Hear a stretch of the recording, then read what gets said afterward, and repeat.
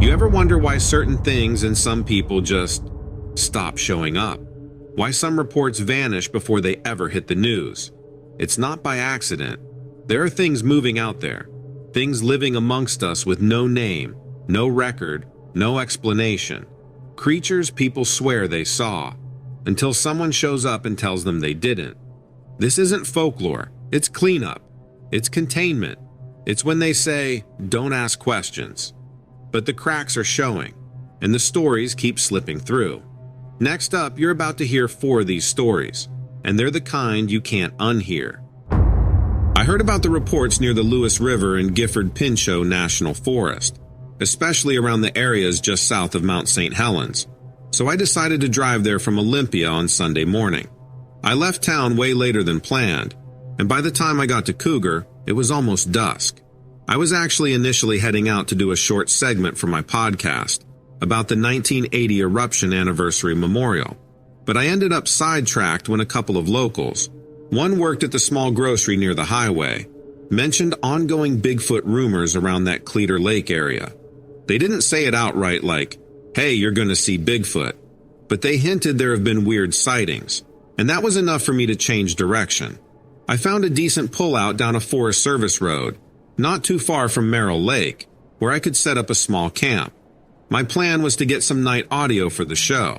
It's become a habit to always keep my field recorder running, so I placed it about 20 yards from my tent near a game trail. It was eerily quiet around 10 p.m., but then, around midnight, I woke up because I thought I heard something heavy moving through the brush. The first 20 seconds or so, I wasn't entirely sure if it was just me half asleep. The wind had picked up, and the trees were swaying. I almost brushed it off as just the wind, maybe a deer or elk passing through. But I realized real quick that it sounded more like bipedal footsteps, like a deliberate 2-footed walk, heavier than a person, but also strangely cautious, as if stopping to listen every few steps. I convinced myself to unzip the tent as quietly as possible. I could feel my heart slamming against my chest.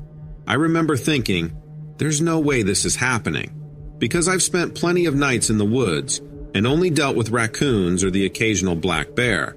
But something about this felt different. I poked my head out, scanned the tree line with my flashlight, but I couldn't see anything except for the faint outlines of tall firs and dancing shadows. The weird part is that about 5 minutes later, time is fuzzy because I was not looking at my phone or watch, I heard what I can only describe as a deep howl that rose in pitch, almost like a siren that quickly cut off. I'm used to coyote yips and wolf howls from some of my other trips, but this had a resonance I've never felt before. It made my spine go numb. Right after that, it sounded like a second howl answered from much farther away, maybe half a mile or more to the northwest. I couldn't be certain. It was distant, but definitely not an echo. So I'm lying there in the open, trying to stay absolutely still, counting the seconds between howls like it's thunder and lightning. Somewhere behind me, maybe closer to the water's edge, there was another rustling. So I turned off my flashlight because I'd read that blending into darkness might keep animals from freaking out. I've listened back to the audio I was recording, and you can hear those howls plain as day. It's not a trick of the wind. It's not any known animal I can confidently identify.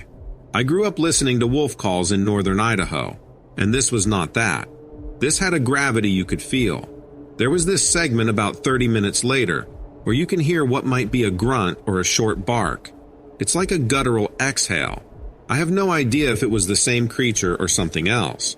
At that point, I felt like the forest was alive with watchers. It was unsettling, but at the same time I was telling myself, keep recording, don't bolt, don't scare it away. Or worse, lead it to some sort of confrontation. I ended up staying awake the rest of the night. I must have flicked on my recorder's monitor at least 5 times to make sure it was still rolling. The footsteps didn't return, or if they did, I couldn't hear them over my own anxious breathing. But those howls came in waves for maybe a couple of hours. I'll have to verify timestamps when I comb through all the audio. There's a part of me that wonders if it was just some people messing around. But at 1 or 2 a.m., so deep off a Forest Service road, there weren't any other vehicles around when I scouted earlier. No pun intended. but it felt primal, like something that belonged to the forest well before we humans were there. Early the next morning, I packed my gear and ventured out toward Ape Canyon. I've always wanted to check that place out because of all the old stories from 1924 about miners supposedly encountering hairy creatures. It's a real location near Mount St. Helens, named because of those Bigfoot-type legends. On the way, though, I remember passing a couple of hikers at the trailhead, and I indirectly asked them if they'd heard anything weird last night. They said they slept in a small RV near Lower Falls, and they were woken up by something that sounded almost human, but with a booming quality, maybe around 1 a.m. They said it freaked their dog out so badly that it wouldn't stop whining until dawn. They didn't say much else, just gave me a glance that suggested they didn't want to come off as crazy. I just nodded and kept walking, as it seemed like they were trying to brush it off. After I finished that short hike to Ape Canyon, I realized I was so tired I could hardly keep my eyes open, so there wasn't any point trying to do more interviews. Instead, I headed back to Cougar for a proper meal.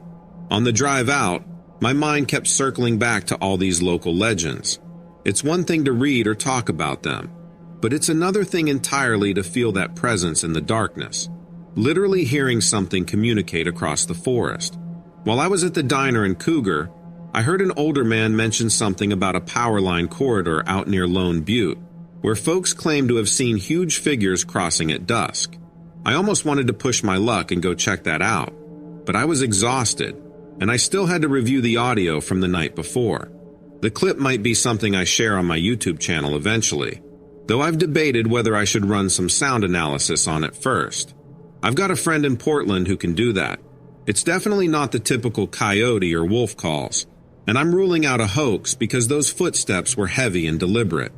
That second, distant howl was also too far away to be some straightforward man in the woods playing a prank. I can't believe there'd be multiple people scattered through the forest in the dead of night, pulling that off without any vehicles parked at the trailheads or roads. Now, every time I play the recording back, it makes me second guess how close that creature might have been. I still recall the moment my flashlight beam caught the edges of the shrubs. It's like I was expecting to see a face staring right back at me. I didn't, but the creeping reconnaissance-like movement I heard just before the howls is enough to make me think that something got a good look at me that night. It's kind of chilling.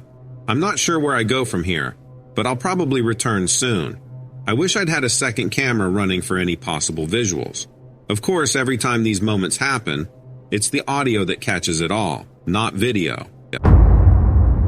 I'm not even sure how to begin this without sounding completely off my rocker, but I need to get this down while it's fresh in my mind. So here goes. I've been volunteering at the Carrie Murray Nature Center in Baltimore for the last 6 months, mostly helping with the birds in rehabilitation, making sure they have proper enclosures, enough food, enrichment, all that. A few days ago, I was there later than usual, around 7:45 p.m., because one of our red-tailed hawks had a minor injury during feeding time, and I was trying to make sure everything was squared away before I locked up. The staff had mostly left, but I'm one of those people who lingers if something still seems amiss. Anyway, I was walking along an outdoor path that has a few enclosures for the resident hawks and owls. I remember this distinctly because the sun was dipping behind the trees, and you get that weird kind of hush right before full nighttime sets in, where you can't fully see but your eyes haven't adjusted yet. As I approached the enclosure housing a barred owl we call Athena, I noticed something perched on the beam above the roof of the pen. At first, I thought it was another hawk, maybe one that escaped or something, because it was big, definitely bigger than the average bird of prey we handle. Then I realized it looked, well, it wasn't shaped quite like a hawk or an owl. The silhouette hinted at something with a large wingspan, but the shape of the head and shoulders seemed almost human. I nearly passed it off as some weird trick of the light, but I swear it pivoted its head in my direction. The shape stood out clearly against the dim sky. I couldn't see feathers the way I expect to see them on raptors, not even a faint reflection of any pattern in the dusk, but more of a cloak-like outline that spread out on either side. This must have gone on for maybe 5 seconds, but felt like way longer. The hair on my arms stood on end.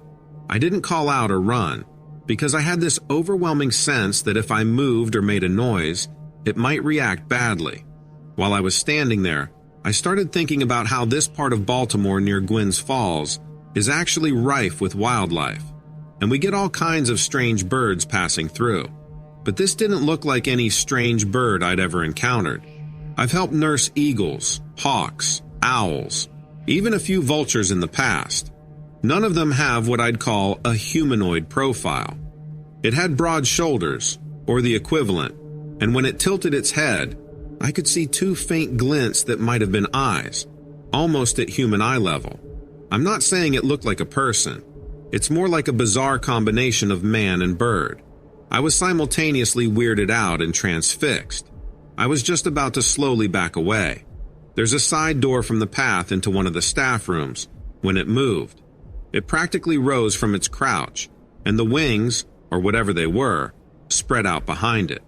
I heard a scraping along the wooden beam, like it dragged some kind of talons. Then it launched off with a kind of whoosh that felt more like a gust of air than a typical bird flap. It glided off towards the tree line behind the building, not flapping enough for me to really see the full shape of its wings. But the silhouette was huge, definitely bigger than a turkey vulture, and those are quite large. I was left standing there, feeling foolish but also too rattled to make sense of what I'd witnessed. I mean, one minute I'm dealing with an injured hawk. Next minute I'm seeing what looks like some winged human-like creature perched silently right next to our raptor enclosures. On a practical level, I immediately checked to make sure none of the birds were missing, which they weren't. Everything was as it should be, except for the fact that I'd just seen something that defied explanation. When I finally gathered enough nerve to head to the parking lot, I couldn't shake the feeling that I was being watched from the tree line. Maybe that's just my imagination running wild. I was taking in every rustle in the bushes, every distant hoot. It's not like the sanctuaries are teeming with random passers-by at night. A security guard might do a round, but not usually until later on. The entire drive home, I kept replaying those few seconds in my head, thinking I must have misseen it. It happens when you're alone at dusk, right? Except I've been doing this long enough to trust my eyes when it comes to birds. It's what I do almost every day. And also, that feeling wasn't just seeing something out of the corner of my eye. This was up close, a silhouette in plain view on top of a raptor enclosure. I couldn't exactly blast a bunch of phone calls, telling people I'd just seen a humanoid with wings perched at the sanctuary.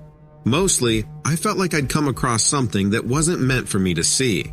I don't mean that in a mystical sense, but there's definitely a vibe that it was acting purposefully, scoping out the raptors as if it belonged there. The next day, everything was normal, and I was half expecting to see some mention in local news, like a large bird sighting or something that others might have spotted overhead. Nothing. Not one mention. At the center, we keep track of any unusual birds visiting. We get eagles migrating through, hawks, even sometimes rarities like a peregrine falcon. But there's been no mention of anything that looks like what I saw. I ended up checking online for references to winged humanoid sightings in Maryland, found mention of weird sightings near the Chesapeake Bay, and further west near the Appalachian region, but not so much right here in Baltimore. I used to think Mothman sightings were just that, urban legends more tied to West Virginia. Now I'm starting to wonder if there's something more widespread that we just don't hear about, unless we go digging on specialized YouTube channels or chat forums. I keep thinking maybe I should go out there around the same time again, just to see if it returns, but I'll admit I'm uneasy about it. I don't spook easily around birds or wildlife, yet there was something about this figure that felt entirely different, silent, almost predatory, but not like any animal I'm used to dealing with. Maybe it was drawn to the hawks. Maybe it was just a coincidence. There's forested land around Gwynns Falls, so it could be anywhere. The notion that it was perched among the raptors is the part that keeps me awake at night. It acted like it was comfortable in their presence, or even belonged in that hierarchy, and that's not something I've ever seen in normal bird behavior. Another odd detail. The vantage point where it was perched doesn't have an easy approach. You'd have to climb from the back, carefully balance along a narrow beam. It's not something a person could just do casually. Even some of the best climbers we have on staff wouldn't attempt that without a ladder or support harness. So how did it get there in the first place? That question might not even hold a candle to the bigger question. What was it? Anyway, that's my story. It's not exactly the kind of thing you can slip into day-to-day conversation. I had half a mind to talk to my supervisor, but I can already imagine the scenario. Either I'd get teased for letting my imagination run wild, or I'd cause a mini panic about some prowler. And in my gut, I know this isn't a typical prowler. Since you often discuss weird sightings on your YouTube channel, I figured if anyone would take me seriously, it's you. I realize I'm rambling, but writing it all out is the only way I can organize the surreal nature of what happened. I wish I had concrete evidence, like a photo, but who has the presence of mind to whip out a phone in those 5 seconds of utter confusion and weirdness?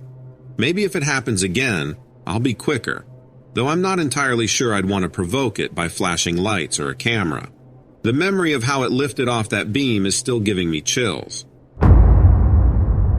I'm a volunteer at a nature reserve in Florida, specifically out near Big Cypress National Preserve. Normally, my role doesn't go much beyond guiding hikers along safer paths, monitoring trail conditions, or occasionally assisting with wildlife surveys. But this weird business started after we had some heavy rainfall late last month, somewhere around the second week of August. One of the older boardwalks had partially collapsed, and I was tagged to help with the repair inspection. We discovered structural damage in an area that used to be off-limits for visitors, on the west side of the preserve. Now, there was this old, overgrown path near a tangle of cypress knees that I'd never ventured down because it's usually flooded and thick with mosquitoes. There was a rumor among us volunteers that there had been a small ranger station or supply hut abandoned back in the 1970s after Hurricane Eloise whipped through. But I'd always been too busy or too content with the usual trails to bother investigating. This time, though, I had official reason to get in there because I needed to check any old outbuildings for structural integrity or leftover hazardous materials. That was the day everything shifted for me. I made my way through waist-high brush, using my machete off and on, cursing at the palmetto thorns snagging the hem of my pants. It must have been around 10:30 in the morning, the sun already punishing, and the humidity stifling. Gators were bellowing in the distance. It's mating season, so they're extra vocal. The deeper in I got, the quieter it became, except for cicadas buzzing overhead. When I reached what I thought was the old ranger station, I found nothing but some splintered boards, half rotted. But behind that, tucked into the trunk of a cypress cluster, there appeared to be a trap door set into the ground. It was partially hidden by thick moss and leaf litter. I nearly brushed it off, thinking it might just be an old drainage hatch, or maybe some leftover contraption from when the Army Corps of Engineers used to do water management surveys in the area. There's a surprising amount of old government stuff rotting away in Florida's swamps. Still, curiosity got me. Those rumors about an abandoned structure lingered, so I pried it open despite it being stuck. The hinges shrieked in protest, echoing around me. I remember feeling a sudden chill like I'd stepped into air conditioning, even though it was probably just the adrenaline. Below the hatch, a short metal ladder led down into darkness. My phone's flashlight barely pierced the gloom, but I spotted reinforced concrete walls. This wasn't some small drainage pipe. This looked official, more like a bomb shelter, or maybe a secure storage area. Heart pounding, I climbed down. It was only about 8 or so rungs to the bottom, maybe 10 feet of descent. Down there, the air was stale and musty. As I panned my phone's light around, I saw an old table with a water-damaged steel chair, and then a line of file cabinets against the far wall. The place wasn't huge, maybe the size of a small office, but the fact that it existed at all made no sense to me. I started rummaging around, half expecting to find old ranger logs or supplies. Instead, the first drawer I tugged open was full of manila folders with official-looking seals. I recognized the Department of the Interior logo, but there were other stamps I didn't recognize. Something serpentine, like stylized reptile eyes or scales, symbols I'd never seen on any standard federal paperwork. While I flipped through the folders, My phone light caught words like reptilian genome trials, Everglades subterrane analysis, and humanoid adaptation protocol. One addressed something about basement exposure sites. I swear for a moment I thought I'd stumbled onto a movie set, or maybe a bunch of hoax documents, but everything looked legitimate and very, very old. Some of the documents referred to a 1950s discovery, referencing marine labs in the Keys that had apparently discovered unusual reptilian-like organisms. But the language implied these creatures were more than just alligators or crocodiles. Partial bipedal motion was a phrase that kept popping up. There were references to captivity programs and even hierarchical societal structures among these beings. The writing style in the documents was so formal, typical of official briefs, and I saw multiple surnames: Colton, R.G. Chavez, Brennick. No idea who these individuals might have been. Scientists, maybe government liaisons. Stamped in red ink on many pages were the words confidential or classified. It felt wrong just reading them, but I couldn't stop. One folder included Polaroid photographs of scaly arms and tails. If they were real, it was nothing I've ever seen, even in all my years volunteering around Florida wildlife. The timeline was all over the place. I'd see references to relocations near Lake Okeechobee, a mention of an incident in the Ocala National Forest in '63, even something about a failed containment in the mid-'70s related to an explosion in an old NASA test facility near the Merritt Island area, which I've never even heard about in the local histories. The bunker itself had that distinct Cold War vibe. There was a small corner that looked like a sleeping cot area, heavily damaged by mold. I found a rusted shut door that presumably led to additional space, but it wouldn't budge. The entire time, I had this overwhelming sense of being watched, even though logically it was just me down there. Maybe it was how quiet it was, or maybe I was just spooking myself with the document's content. I'm used to hearing frogs, insects, or something in the swamp at all times. But down there was nothing but my own breath, and that low hum you get in cramped spaces. I eventually realized how long I'd been down there. My phone's battery was creeping dangerously low. I stuffed a few of the smaller documents into my backpack, something I really wrestled with. Part of me knew I could be in serious trouble for taking confidential records, but a bigger part of me couldn't leave without proof of what I'd found. I hurried back to the ladder and climbed out, heart hammering, half expecting anyone, government official, caretaker, or who knows what, to be waiting. But the swamp was still deserted. I covered the hatch as best I could with the debris I'd brushed aside. Later that night, when I looked over the documents again, I laid them out on the small table in my cabin outside the preserve. I noticed references to reptilian collaboration units in the mid-1960s. There were repeated mentions of cooperation with naval facilities in the Key West region to monitor the population of these creatures.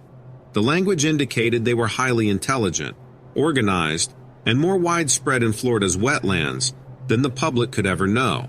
Another line mentioned Project Overlook as a monitoring program with specialized camera traps installed around Big Cypress, the Everglades, and even as far as the Apalachicola region. I used to think those cameras were just for wildlife research or for controlling illegal hunting activities, but now I'm not so sure. You might find this odd, but the next few days I noticed a black SUV parked along the gravel road to the volunteer lodge. It's not the typical FWC, Florida Fish and Wildlife Conservation Commission, or National Park truck. This was unmarked tinted windows. I saw no logos, no official tags, just a Florida license plate. It might be nothing, but it's out of place for sure. And while hiking a less traveled trail near the blockade zone, I spotted two men in matching khaki uniforms, definitely not the standard volunteer gear, rummaging near that area. They didn't have the typical ranger insignia. I kept my distance. Maybe it's unrelated, but my gut says they were looking for that hatch. If they're systematically scouting out that territory, they might suspect someone took those files. I find it really strange that no one from the usual admin circle at the preserve is mentioning any official maintenance or inspection. And you know how usually there's some kind of heads up if an outside agency is around? Nothing. It's all hush-hush. I almost told another volunteer, but I'm not sure who to trust at this point. We had a group of them from out of state apply this season, which is common, but I'm all paranoid now. I've gone through a good chunk of those documents I managed to sneak out, and they mention minors inserted into local communities, which is so bizarre. Could they be referencing infiltration or a cover story? Because the context sounds like these reptilian beings could blend in.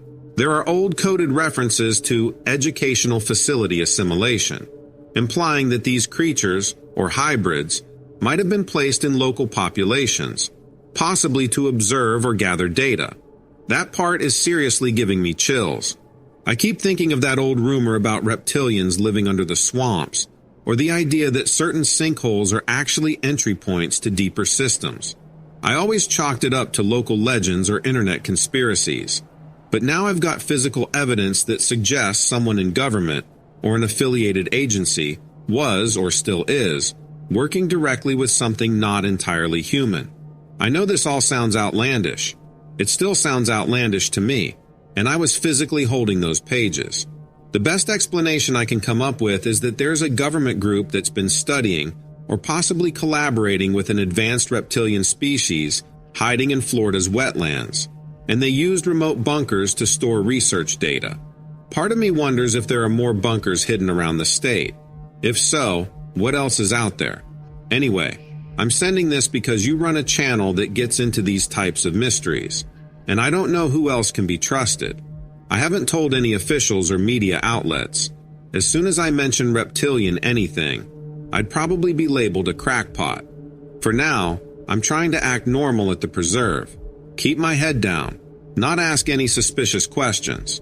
I have the folder stashed away in a safe spot, but I'm worried that if these men in khaki or that black SUV catch wind that I took anything, I'll be in deep trouble.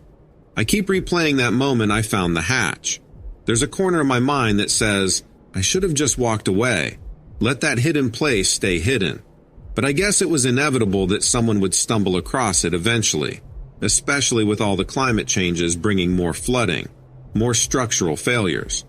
Maybe that's why these guys are sniffing around now. An old secret threatened by nature's slow but relentless transformation. The floods might be unearthing more of these bunkers nobody was supposed to find. I was so busy reviewing the photos that I remember hearing coyotes off in the distance, which usually puts me a bit on edge. The desert can get eerie at night, but that was the least of my concerns. I hopped in my car at one point to try to drive up to a slightly higher elevation, just south of the main highway. But by the time I parked and got out again, the lights had changed position significantly, almost like they were miles away but in a split second. I know the military does high-speed trials out here, but that kind of immediate jump just doesn't match up with ordinary flight tests we see from drones or advanced aircraft. It's almost as if they jump from one point to another with no travel in between. I can't help but recall an encounter I heard a couple years ago from another local astrophotographer who claimed they saw something shaped like a giant V sweeping across the sky near the far edges of the test range. At the time, I dismissed it as an exaggeration, or maybe a formation of stealth craft. Now I'm thinking there's a lot more to it. Sometimes I wonder if these sightings are related to those rumored government projects, like reverse-engineered tech from crashed saucers. One of those stories you hear repeated in UFO circles. There have been plenty of rumored advanced propulsion tests around here after all. The strangest part of the entire night happened around midnight, right when I was seriously contemplating just packing it in and heading home. The largest of the three lights flared up to maybe double its brightness for a split second, and I got this weird, almost static-like crackling in my ear. Not sure if it was just the relief of the nighttime desert silence abruptly messing with me, but it felt strangely electrical. Then the lights were gone, like someone flipped a switch. The sky went back to its normal dark self, full of stars.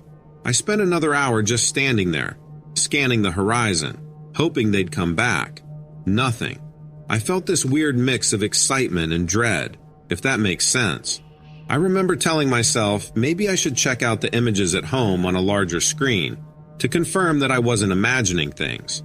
When I finally got back and uploaded them onto my editing software, that streak in the earlier shots was so pronounced. The pixel data for the object was bright white, no color fringe like you'd see from an out-of-focus star or a plane. And then the frames where it seemed to split into 3 or merge into 1 are definitely not typical aircraft light patterns. I haven't shared the images widely yet, except to a friend who's got a small YouTube channel on weird sightings in Nevada. I'm always a bit nervous putting them out there. People love to debunk and come up with a trillion reasons why it's a lens flare or a drone squad or something else. But I know what lens flare looks like. This was definitely not that. Something about their movements was just too deliberate and too out of sync with anything else I've witnessed in over a decade of doing nighttime sky photography. If you ask me, it's definitely in the realm of unidentified, you know? Anyway, that night's been on my mind constantly ever since. I keep thinking about all the stories of folks seeing triangular-shaped craft around the test site. I used to think that was just rumor mill stuff, but after seeing what seems to be a triangular pattern myself, I'm not so sure it's just rumor. I'm not saying it's aliens for sure. Maybe it's advanced tech that's totally ours. But if that's the case, the leaps in physics are mind-boggling. The absolute silence and that sudden flicker out. There has to be more to this. I'm going to keep going back out there, try some different vantage points, maybe invest in a better telephoto lens so I can catch more detail next time. If I see anything else, I'll let you know. The desert's a strange place at night. You think you're just out for a quiet evening under the stars, and suddenly you're shaking your head, wondering if you just saw the impossible. That's kind of where I'm sitting right now, having trouble sleeping thinking about what I captured. Even though visually the shots aren't super flashy, they're definitely weird. Sometimes I stare at them and just try to picture what it is I'm looking at.